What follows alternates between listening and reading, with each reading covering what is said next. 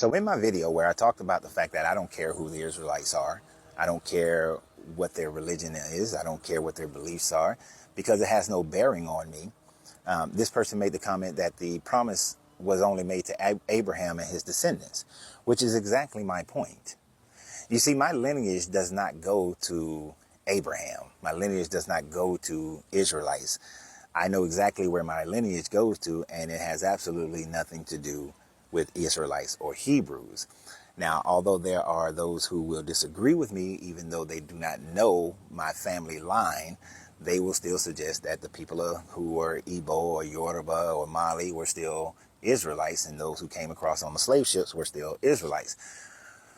But in doing the research in a video that I posted about a week ago, I demonstrated how the Igbo people were nowhere near Israelites.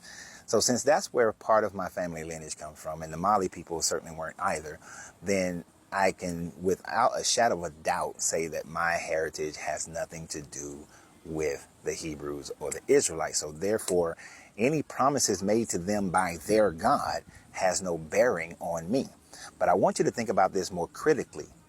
The God of the Hebrews, the Canaanite God, to which they pulled from that Canaanite pantheon when they separated themselves during the Bronze Age collapse, has zero bearing on the people in the Indus Valley, has zero bearing on the people of the Americas, the people in Africa, the people in the South Pacific, the people in Europe. It has zero bearing on any of those people. It is only for the people who believed in that and grew up in that lineage.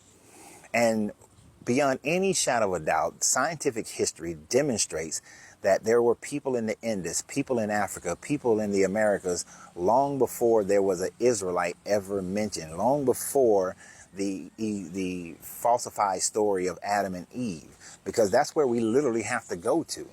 The Adam and Eve story had to be in and around about 4,400 BCE when you look at all the dating of the who begat who and how old they were when they begat, if you start from the time frame of Jesus. So in understanding that, you have to say beyond a shadow of a doubt that the original people were not from Adam and Eve, that the Noah story, which happens in and around 2,400, 2,200 BCE, that since there were people in China, in the Greece, in Africa, in Egypt, in Sumeria, in the Americas during that time frame, that those people as well could not have come from the lineage of Noah and his 3 sons. So therefore, this promise of Abraham has zero bearing on the overwhelming majority of people in the world, since we know that those stories are not true stories. We have Göbekli Tepe and Taran Tepe, which goes back 9,000 years and 12,000 years ago, which precedes the Adam and Eve story. So therefore, people were around prior to that storyline. So if there were people around prior to that storyline, this promise means absolutely nothing to the overwhelming majority of people on the world. So therefore, it only has meaning to the people who believe it. And that's it. Now, what makes their belief in their God greater than the belief of anyone else in their God?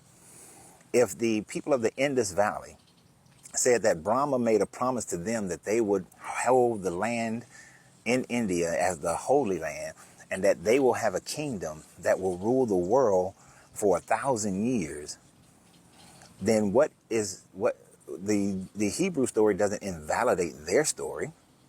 They have just as much right to believe in their story as anybody else. The same with the people in the Aztecs and the Mayans who believe in Quetzalcoatl, that when he comes back, he will then begin a new reign with them, that Kukulkan will be the same. Many of these religions have these tribal stories of how their deity will return and usher in this worldwide reign of peace. Now, each one of them believed that the world that they knew was the entire world. So to be able to say now that your deity has promised you the entire world, your deity has promised you to reign over everyone, has no more validation than anybody else and their deity. And when we think about it critically like that, we have to realize that these were stories, these were gods that people believed in who was just for their select group of people. So the only reason the Abrahamics get any more credit than anybody else, because it is more widely accepted because of the spread of Christianity. If you take out the spread of Christianity, you do not have this. But when you truly look at it, Christians and people who believe in this only represent less than a third of the planet. So the majority of the people on the planet do not respect that. Therefore, they have zero claim to zero land.